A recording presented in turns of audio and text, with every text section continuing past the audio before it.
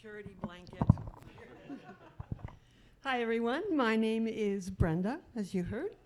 This is my first show ever. Well, I think that makes me a stand-up comic virgin. But don't worry, I think we're in good hands here because after all, up until today, we've had 5 classes with Kelly, maybe 10 hours of practice. And I realize that comes a little short of what the research says you need to have to be an expert. They say it's 10,000 hours you need of practice to be an expert. So I'm a little short of that, but buckle up and hang on for a long ride because I got 9,990 hours to go. So I have had some practice in front of an audience. I do some training, and I was a professor at Niagara College for a number of years. Yeah. I think all professors there deserve applause. Yes. So, you know, they're a very tough audience. I gotta tell you, especially when the class is at 8:30 in the morning, and it's a 3-hour class, and it's the morning after pub night. So those stairs, those kind of stairs kind of got to me. They're a little unnerving until I realized that they were just napping. So then I got over it. So to keep things in perspective, I wanted to share with you one time when I was introduced. I was doing a keynote address in Alberta, and you know I've been really fortunate enough to win a number of awards, and they usually mention that in the intro. And one of the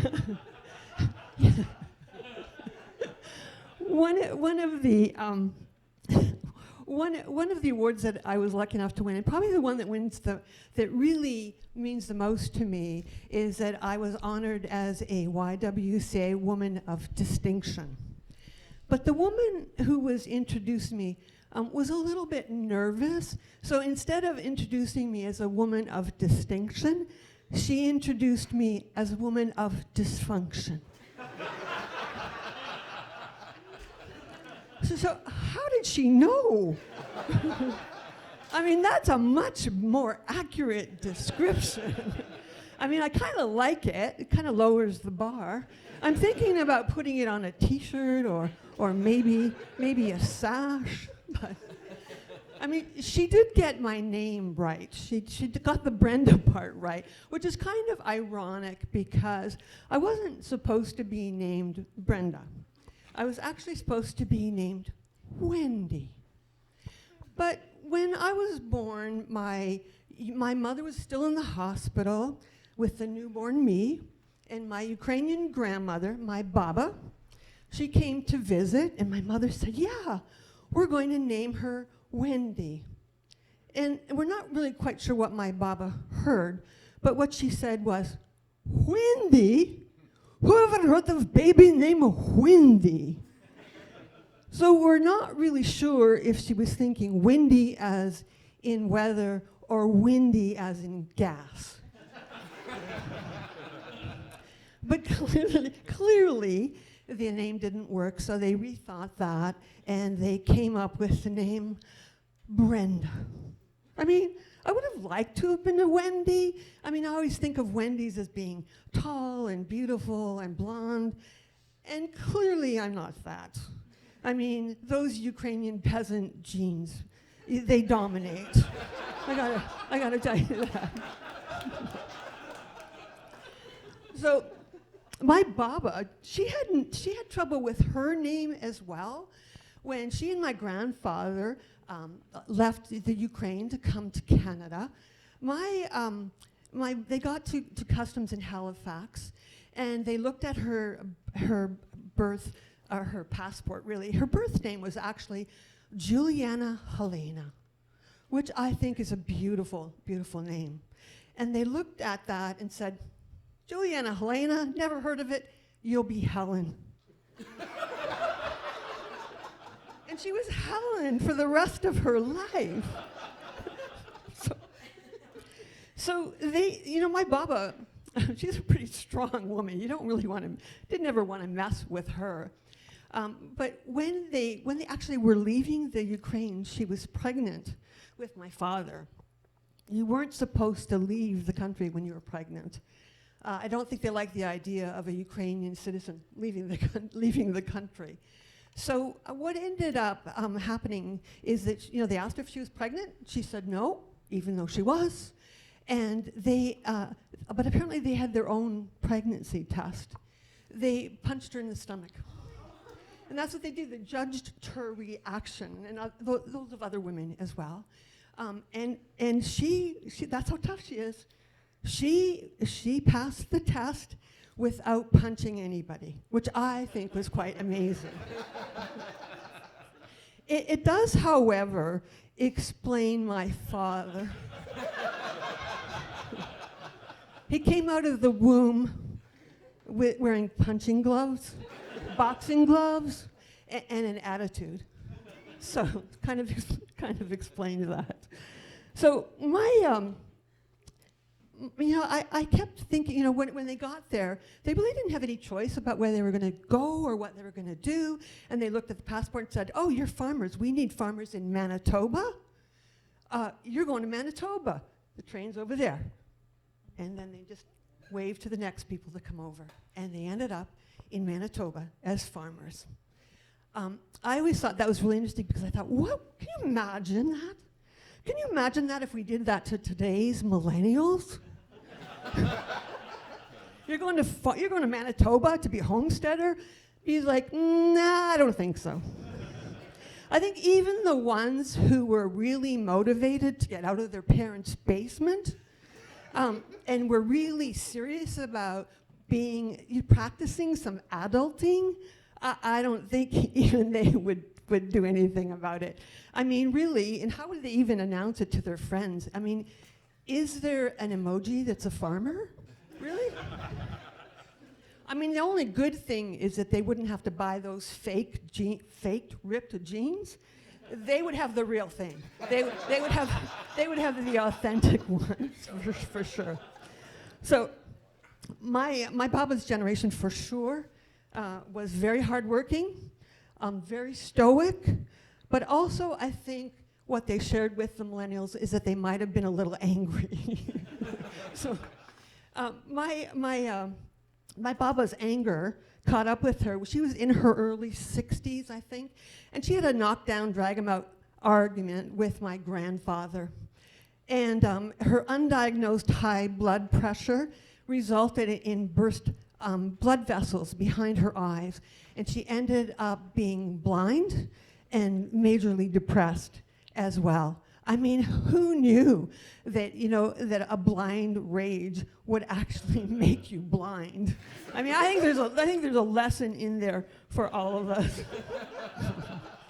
But she was depressed, and I did my best to cheer her up. I would go and visit her and bring her favorite food.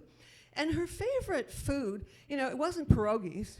Her favorite food, and this is where she aligned with millennials, her favorite food was really pizza and chicken wings and burgers, and man, she loved her fries.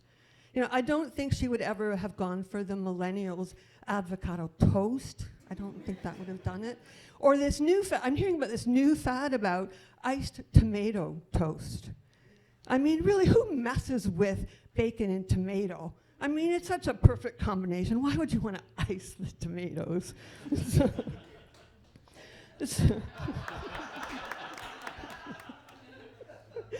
So my Baba, I would come bearing this unhealthy food, and I would hear every visit a version of conversation that went something like this. I mean, this is after she would dive into the food, and then she would say to me, "Oh, Brenda, Baba no good, Baba no good.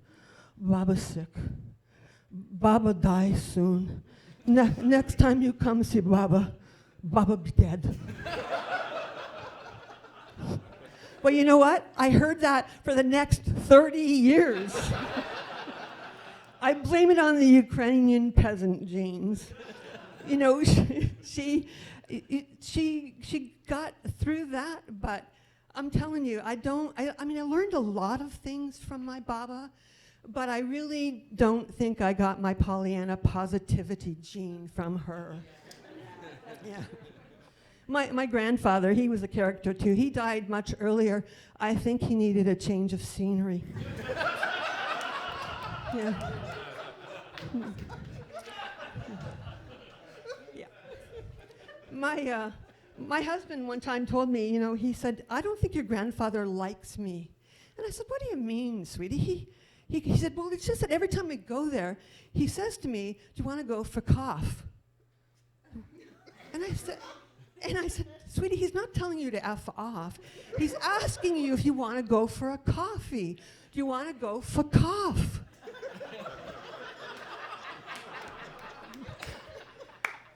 So apparently my grandfather asked a lot of people to go for cough. So I guess that's why he didn't have a lot of friends. The good news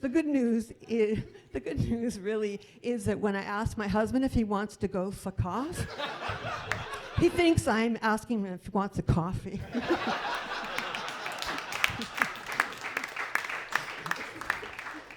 So we often misunderstand things, and it reminds me of a friend that I have in, when we first moved out to Edmonton, she had lived there for a year, but she had moved there from Montreal and moved to Edmonton with her partner, not speaking a word of English.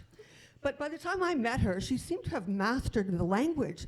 And so I asked her, I said, how did you learn to speak English so well? And she said, well, I just watched Fraser reruns. And I thought, well, that was obviously effective and pretty clever. But it kind of left her with some quirky habits, like whenever she can't remember a guy's name, she calls him Niles. And she's got this really strange obsession with men who walk with a cane. Yeah.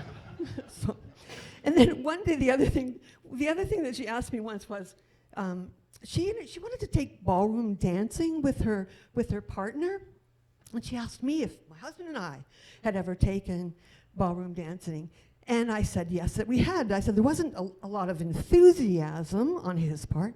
He did it under duress, and she looked at me kind of quizzically, and she said, "He danced naked." And I didn't. Thank you for getting that. A little late, but you're there. Thank you. Underdressed, yes.